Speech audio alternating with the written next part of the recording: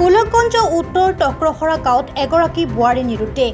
লকগঞ উত্তৰ টক্ৰখৰা গাঁৱৰ পৰা যোৱা মঙলবাৰৰ পৰা নিৰুদ্দেশ হৈ আছে এগৰাকী বোৱাৰী। স্বামীৰ পৰিয়ালৰ লোকে থানাত এজাহাৰ দাখিল কৰিছে। যোৱা মঙলবাৰৰ দিনা পুৱাই দেউতাকৰ ঘৰৰ পৰাই বোৱাৰীগৰাকী নিৰুদ্দেশ হৈ আছে বুলি পৰিয়ালৰ লোকে জানিবলৈ দিয়ে। হয়, কি হৈছে? আমার বেটি আজ মোটামুটি 4-5 দিন ধরে ভাই মানে হারা উদ্দেশ তে শুনতে শুনি যে ইয়াসিনের বেটা আজিবের সে নিয়ে ভেঙে গেছে। আমারে চাচা তো ভাই হয়, নিয়ে ভেঙে গেছে। তে আগে বহুত কইলাম, খোঁজাখুঁজি করলাম, তে এরা তো কোনো গুরুত্ব নিতেছে না। হয়, তো তার জন্য আমি আজকে কি করছি, মানে থানাত এজাহার দিতে আসি যে 3-4 দিন আমি খুঁজলাম, পুরা খোঁজাখুঁজি করলাম, পাওয়া গেল না। এতিয়াও পোৱা নাই। এতিয়া পাওয়া নাই। ল'ৰাজনৰ নাম কি? আজিবেৰ ঘৰ মণ্ডল। ঘৰ ক'ত? ল'ৰাজনৰ ঘৰ ঘৰ আমাৰ ওসৰতে ঘৰ, ওচৰতে ঘৰ। সম্বন্ধে কি হয় আপোনাৰ? সম্বন্ধে আমাৰ ভাই হয়, কাকাতো ভাই হয়। কাকাতো ভাই হয়, আপোনাৰ ছোৱালীক লৈ গৈছে। লৈ গৈছে, হ্যাঁ। ইয়াৰ পৰা তুমি কি আৰক্ষীৰ পৰা কি সহায় বিচাৰিছা?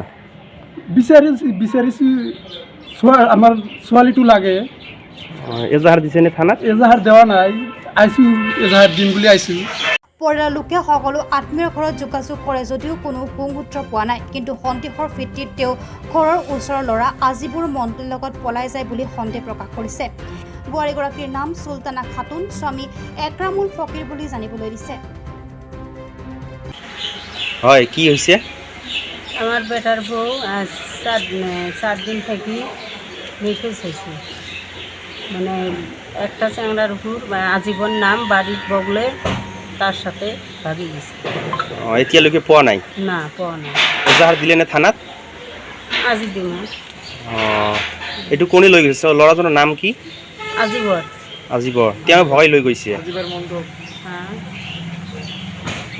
হ্যাঁ, কোন জায়গায় গেছে খুঁজতেছি পাইনি। কয়দিন হ'ল আজি? 4 দিন। 4 দিন হ'ল। ল'ৰাজনৰ নাম কি ক'লে? আজিবুৰ ৰহমান। আজিবৰ মণ্ডল। ঘৰ ক'ত? ঘৰ ওই বিয়েৰ ঘৰেৰ ওচৰতে ঘৰ। ইতিমধ্যে বোৱাৰীগৰাকীৰ পৰিয়ালৰ লোকে লকগঞ আৰক্ষী চকীত এখন নিৰুদ্দেশৰ এজাহাৰ দাখিল কৰিছে বুলি জানিবলৈ দিয়ে। বোৱাৰীগৰাকীৰ অবিহনে পৰিয়ালৰ লোকৰ মাজত এতিয়া এক শোকাবহুল পৰিৱেশৰ সৃষ্টি হৈছে। গৌৰীপুৰৰ পৰা শহীদুলৰ ৰিপৰ্ট, ডাইৰেক্ট নিউজ অসম।